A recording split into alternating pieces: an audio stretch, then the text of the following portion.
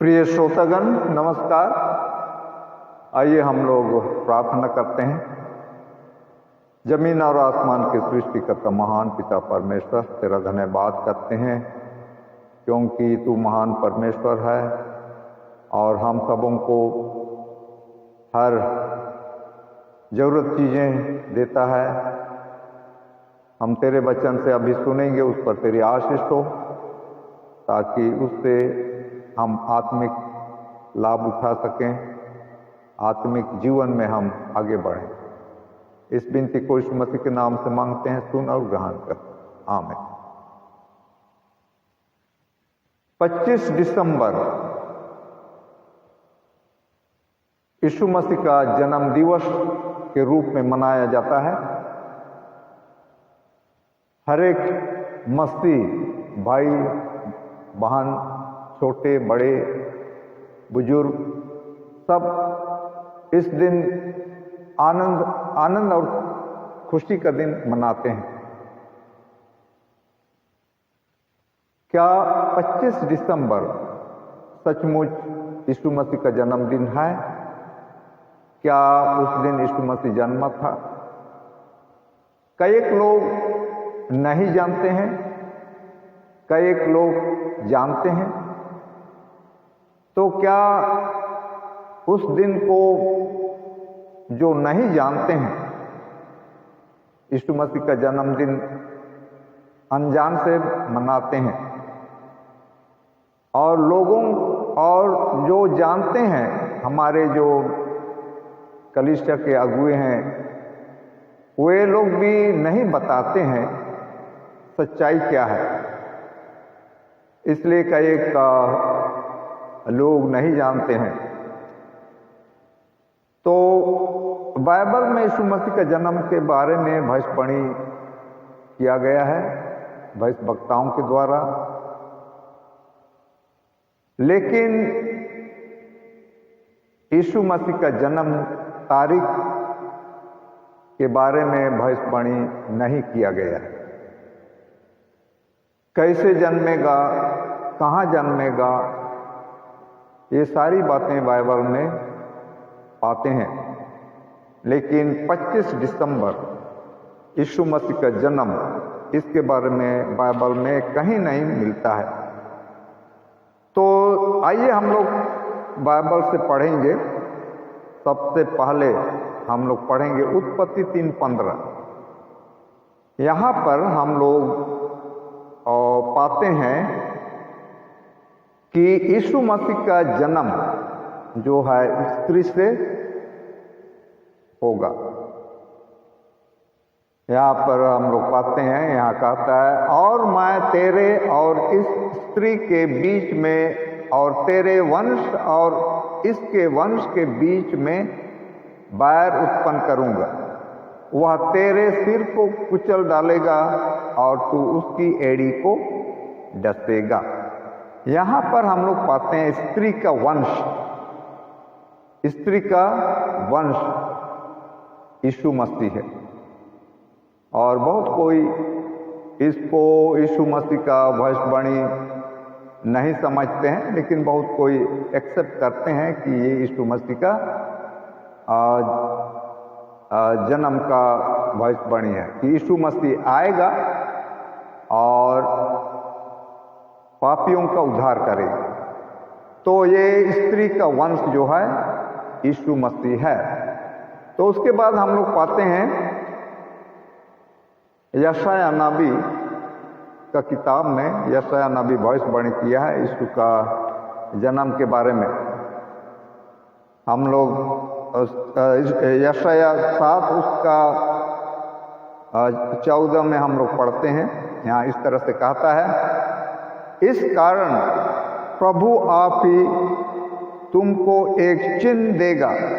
सुनो, एक कुमारी गर्भवती होगी और पुत्र जनेगी और उसका नाम इम्मानुएल रखेगी।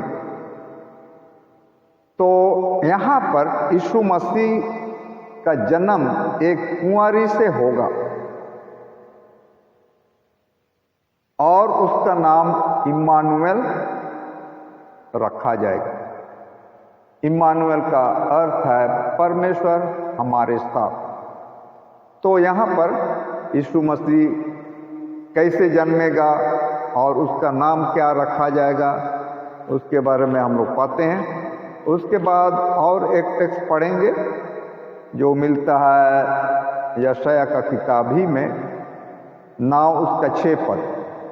यहाँ कहता है, क्योंकि हमारे लिए एक बालक उत्पन्न हुआ, हमें एक पुत्र दिया गया है और प्रभुता उसके कंधे पर होगी और उसका नाम अद्भुत, युक्ति करने वाला, पराक्रमी परमेश्वर, अनंत काल का पिता और शांति का राजकुमार रखा जाएगा। यहाँ पर भी हम लोग यीशु मसीह का नाम के बारे में पाते हैं। यीशु मसीह का नाम जो है कई एक हैं यहाँ पर, जैसे हम लोग यहाँ पढ़ते हैं, शांति का राजकुमार, अनंत काल का पिता और अद्भुत युक्ति करने वाला, पराक्रमी परमेश्वर। तो यहाँ पर अनंत काल का पिता कहता है। अनंत काल का पिता यीशु मसीह को कहा गया यहाँ पर। तो कई लोग सवाल उठाते हैं कि भाई यीशु मसीह को पिता क्यों कहा गया है। हम लोग त्रिएक परमेश्वर के बारे में जानते हैं, पिता, पुत्र और पवित्र आत्मा। तो यहाँ यीशु मसीह को अनंत काल का पिता कहा गया। तो इसका जवाब यही है कि यीशु मसीह सृष्टि करता है। यीशु मसीह के जरिए से ही सृष्टि हुई है, इसलिए यहाँ यीशु मसीह को अनंत काल का पिता कहा गया। आइए हम लोग और एक किताब खोलेंगे, मीका का किताब, उसका 5 अध्याय। यहाँ पर यीशु मसीह कहाँ जन्मेगा जगह बताया है। मीका 5:2 यहाँ कहता है, हे बैतलहम इफ्राता, यदि तू ऐसा छोटा है कि यहूदा के हजारों में गिना नहीं जाता, तो भी तुझ में से मेरे लिए एक पुरुष निकलेगा जो इस्राएलियों में प्रभुता करने वाला होगा, और उसका निकलना प्राचीन काल से है, वरन अनादि काल से है, अनादि काल से होता आया है। तो यहाँ पर हम लोग पाते हैं कि यीशु मसीह कहाँ जन्मेगा उसको दिया है। तो यहूदा देश का बैतलहम गांव में, बैतलहम जो है उस समय बहुत ही छोटा गांव था, इसीलिए कहता है कि हजारों में गिना नहीं जाता, यहूदा के हजारों में गिना नहीं जाता, बहुत ही छोटा गांव था उस समय। अभी तो बहुत सुंदर शहर बन गया है बैतलहम, ये यरूशलेम से कुछ दूर में है, यरूशलेम के पास ही है। तो यहाँ यीशु मसीह का जन्म स्थान बताया गया, लेकिन यीशु मसीह का जन्म तारीख नहीं बताया गया। और इसलिए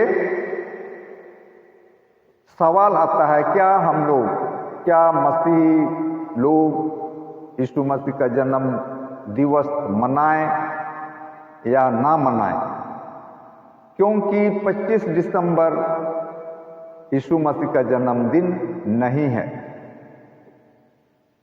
25 दिसंबर एक देवता का जन्म मनाया जाता है मिस्र में। उस देवता का जन्मदिन वो जो है मसीही कलीसिया यीशु मसीह का जन्म दिवस एक्सेप्ट किया है। तो ये इतिहास है, हिस्ट्री में अगर पढ़िएगा तो ये सारी बातें आप पाएंगे। तो अब रही बात क्या हम 25 दिसंबर को यीशु मसीह का जन्म दिवस मनाएं या ना मनाएं? तो बाइबल हमें ये नहीं कहता है कि मत मनाओ, ये भी नहीं कहता है कि मनाओ,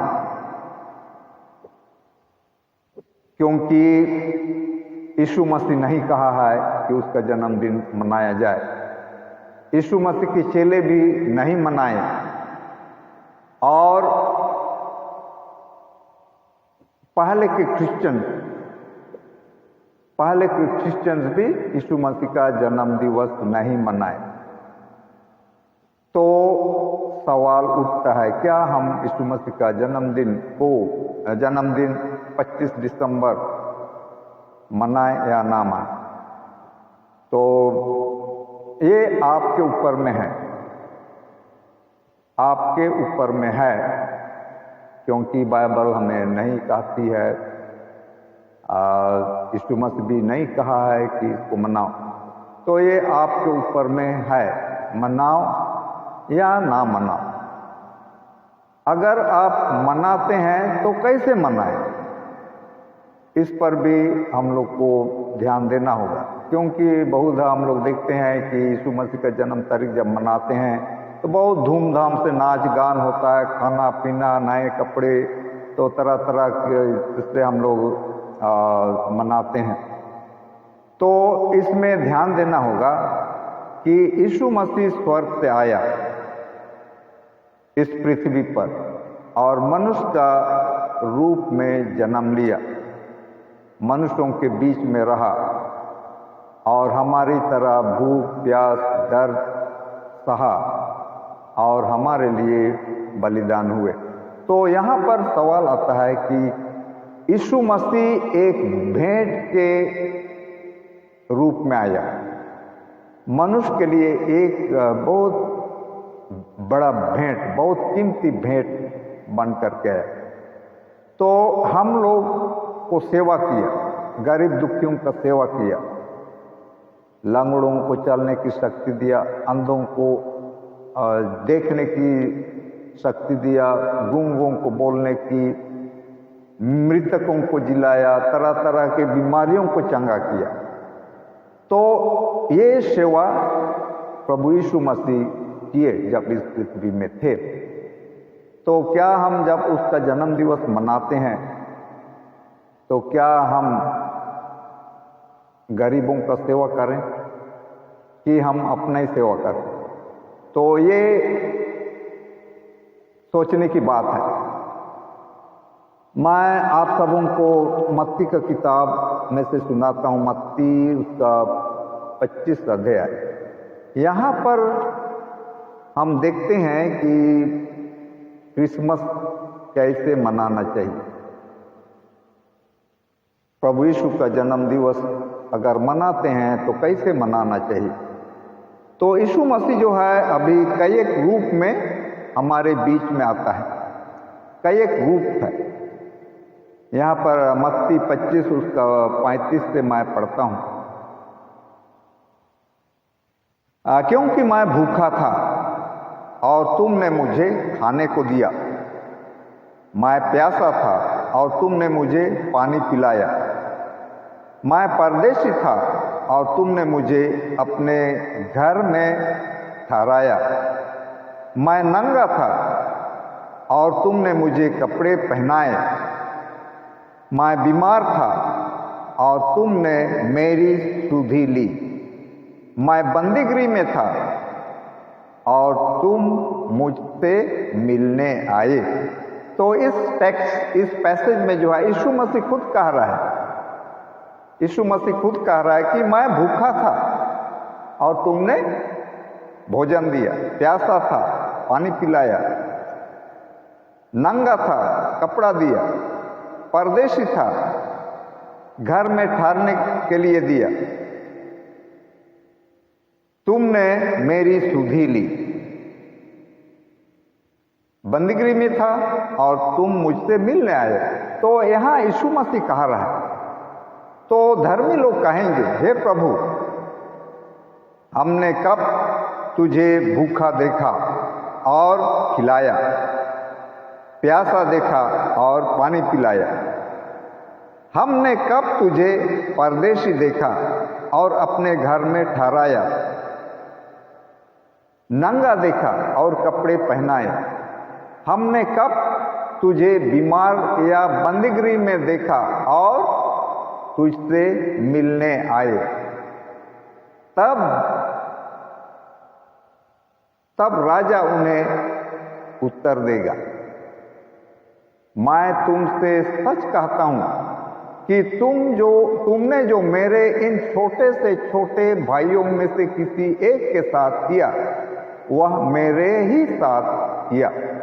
तो यहाँ पर हम लोग जो है यीशु मसीह का रूप को देख रहे हैं कि हमारे अड़ोस पड़ोस में बहुत सारे लोग हैं, गरीब हैं, भूखे प्यासे हैं, उनके पास कपड़े नहीं हैं।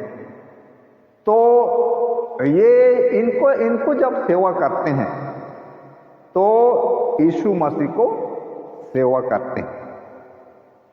यीशु मसीह को सेवा करते हैं। यीशु मसीह खुद कहा है, तुम इन छोटे में से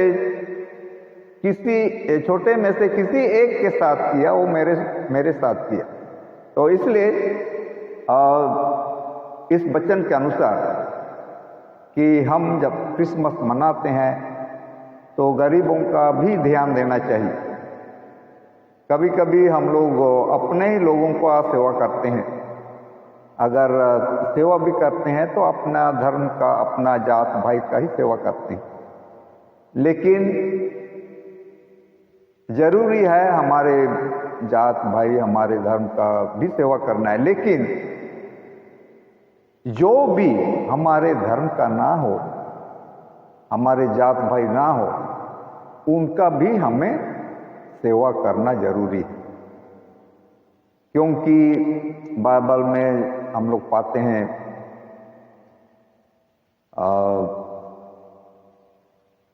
एक व्यक्ति जो डाकुओं ने उसके मार के आधमरा कर दिया था, उसके बारे में हम लोग पाते हैं।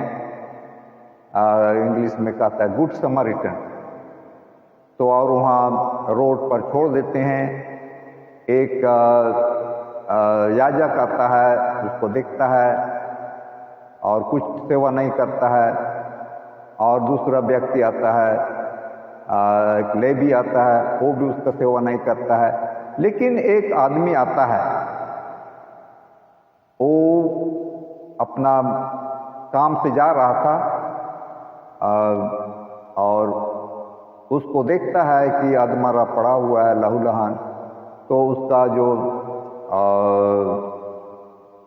घोड़ा था उससे उतरता है और देखता है और उसको मलहम पट्टी बांधता है और घोड़ा में डाल करके उसको ले जाता है। तो यहाँ पर हम लोग देखते हैं कि ये आदमी नहीं जानता था वो आदमी को, और वो जगह पर जो है बहुत खतरा जगह था जहाँ पर हुआ था ये घटना। तो यरूशलेम यरीको से यरूशलेम का रास्ता में है और ये बहुत ही सुनसान जगह है। और उस समय जो है वहाँ पर जो है चोर डाकुओं का अड्डा हुआ करता था। तो बहुत ही खतरा जगह था और ये व्यक्ति वहाँ आता है और उस घायल आदमी का सेवा करता है। तो यहाँ हमारा पड़ोसी कौन है? यीशु मसीह सवाल करता है कि यीशु मसीह कहता है जो भी व्यक्ति क्यों ना हो, जो जरूरतमंद है, जिसको तुम्हारा सेवा का जरूरत है, वो तुम्हारा पड़ोसी है। तो इस तरह से जो है हम लोग देखते हैं कि हमारे अड़ोस पड़ोस में जो भी लोग हैं, गरीब दुखी हैं, लाचार हैं, उनका अगर सेवा करेंगे क्रिसमस का दिन तो हमारे लिए बहुत बड़ा आशीष का कारण हो। तो जैसे हम लोग इस साल क्रिसमस मनाएंगे तो हमें याद करना चाहिए कि उन लोगों को जो गरीब हैं, जिनके पास कपड़े नहीं हैं, खाने का नहीं है, तो उनको अभी यीशु मसीह का प्रेम देना चाहिए। यीशु मसीह का प्रेम को बांटना चाहिए, तब जो हम ज़्यादा हम आशीष पाएंगे। परमेश्वर आप सबों को आशीष दे। धन्यवाद।